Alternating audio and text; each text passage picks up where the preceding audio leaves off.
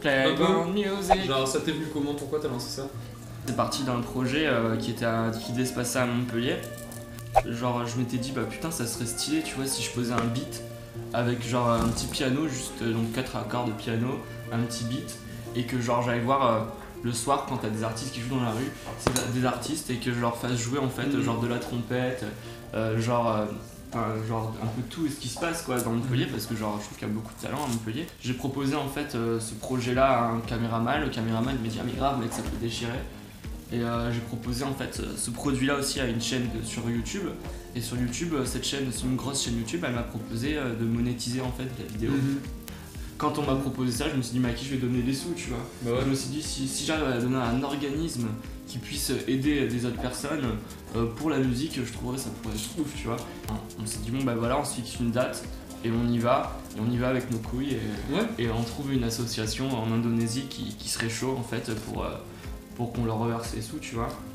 C'est pas forcément un projet que je veux lier à FX parce que j'ai pas envie que les gens se disent ouais mec tu veux te dorer. Ouais tu fais la belle gueule en faisant ça quoi. Genre. Ouais exactement tu vois parce qu'en fait à la base c'était un projet qui était complètement personnel, je voulais juste faire un délire avec les artistes de Montpellier pour le kiff de la zik tu vois.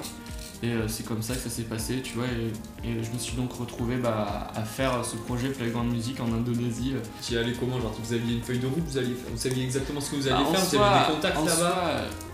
On s'est dit vas-y mec on va faire confiance à la chance, on va faire confiance à tous les paramètres que tu peux faire quand t'es, je sais pas si t'as déjà fait un road trip, mais genre quand tu fais un road trip tu vas plus t'aiguiller par rapport à ce qu'on va te dire et par rapport à ton ressenti tu vois, tu vas vraiment éveiller tes sens. Les musulmans et les chrétiens ils vivent ensemble, les hindouistes ils vivent ensemble, genre ils vont aider, les chrétiens vont aider les musulmans tu vois. Y'a pas genre la politique, y'a pas ce côté où genre l'État essaye de faire rentrer en conflit ces deux religions. Et ça c'est un truc de ouf que j'ai trop apprécié parce que je me suis retrouvé dans des communautés musulmanes où genre j'étais habillé mec genre en habit traditionnel, genre c'était trop drôle. Et genre à enregistrer des gens qui parlaient, des discours et tout tu vois. Et genre ça c'était assez fort. Pareil avec les artistes, tous les artistes que j'ai rencontrés, je pensais qu'ils me demanderaient de l'argent, je pensais les enfants allaient me demander des trucs, tu vois. Et en fait c'était complètement l'inverse, c'était plus les enfants qui demandaient genre, qui t'ont dit ouais nous on veut aider les autres, tu vois, mais tu te dis ouais mais genre les gars ils ont bien, ils ont des tambourins tout pourraves et toi tu veux les aider, t'es avec tes 18 micros et ils te regardent, ils disent non mais l'argent elle va aller où, on va aider qui et tout. Non mais c'est vous que j'aide les gars.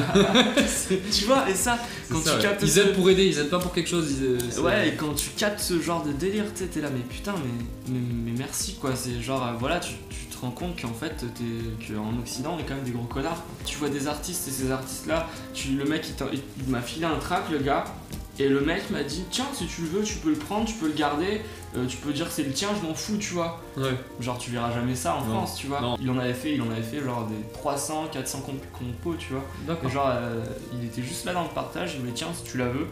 Enfin je sais pas comment dire mais il avait genre sur un CD il avait que cette piste là tu vois. Il voulait te donne le morceau, il te le donne, il l'a plus tu vois. Ouais c'est ça. C'est ça qui est ouf. Ouais, excuse, du coup. Comment t'as réussi à enregistrer quoi? Du coup t'as fait quoi? Un track, plusieurs tracks? À la base, genre je voulais enregistrer un track et je pense que j'ai assez de matière. On a enregistré des petits chamans, des trucs, on a enregistré pas mal de trucs. Du coup, genre, je pense qu'avec ça va me permettre de pouvoir compléter pas mal des morceaux de mon live. Je pense que ce qui est cool, c'est qu'en fait, ce voyage était du donnant-donnant dans le sens où moi je suis allé pour, en gros, aller.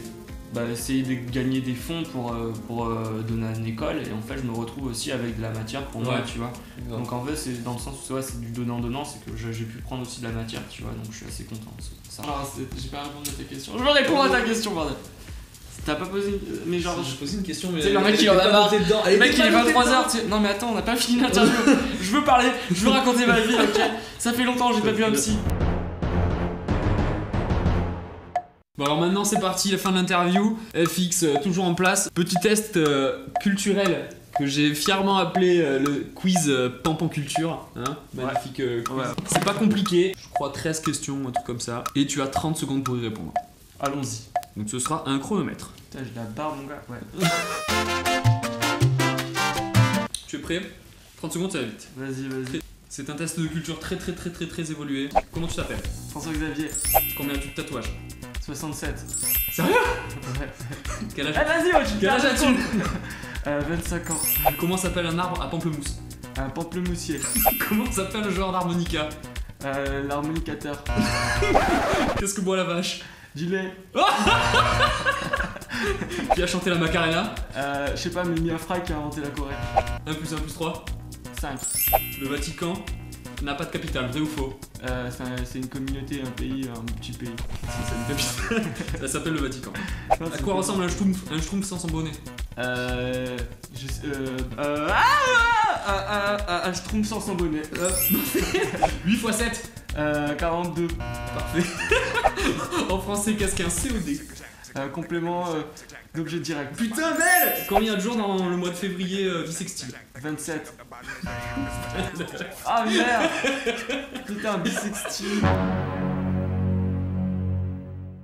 Bon, au final, c'était un quiz du 1 minute. Hein. Mec, c'est normal, tu racontes. J'ai parlé, ok, j'ai raconté. Ouais. Attends, gros. Genre le mec, c'est le mec.